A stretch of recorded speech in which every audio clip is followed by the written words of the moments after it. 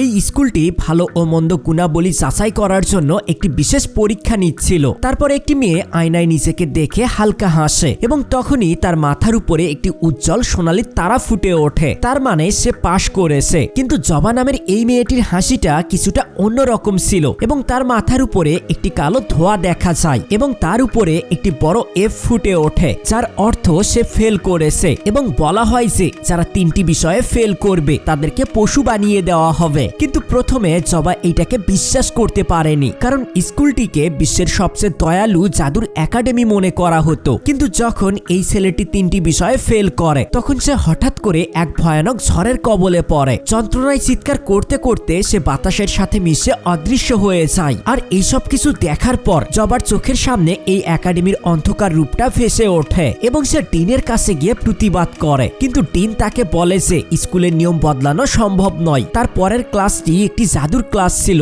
যেখানে ছোট্ট ছোট্ট প্রাণীদের সাহায্যে ইচ্ছে পূরণ করা শেখানো হচ্ছিল। তারপর প্রথম মেয়েটি সামনে আসে এবং সে জলে আঙ্গুল ডোবায়, আর তারপর একটি ছোট্ট মাছ সঙ্গে সঙ্গে একটি ছেলের রূপ ধারণ করে এবং ছেলেটির মুখে ভালোবাসার প্রতিশ্রুতি শুনে মেয়েটি খুশি হয়ে যায়, যা দেখে বাকি মেয়েরাও উত্তেজিত হয়ে ওঠে। কিন্তু জবা তখনও আগে ঘটে যাওয়া সেই ভয়ানক কথাটি ভাবছিল। তারপর যখন জবার পালা আসে তখন সে নিজের জন্য কিছুই চায় না, বরং সে শুধু চায় যে সবাই যেন নিরাপদে বাড়িতে ফিরতে পারে। আর তখনই জলের মধ্যে মাছটি একটি ঘূর্ণি তৈরি করে, আর তারপর মাছটি এই মেয়েটির হাত পেঁচিয়ে একটি মানুষের রূপ নিয়ে নেয়। আর তারপর জানা যায় যে এই মেয়েটি 100 বছর পূর্বে একজন ফেল করা ছাত্রী ছিল, যাকে অন্যদের ইচ্ছে পূরণ করার জন্য জলের নিচে বন্দি করে রাখা হয়েছিল এবং জবাই প্রথম মানুষ ছিল যে কিনা তার স্বাধীনতা কামনা করেছিল। তারপর মেয়েটি দেখতে দেখতে সোনালী ধুলোয় পরিণত হয়ে আকাশে উড়ে যায়। আর এই দৃশ্য দেখে শিক্ষকরাও অবাক হয়ে যায় এবং তখনই আসল সত্যটা সামনে আসে যে এই ভালো গুণের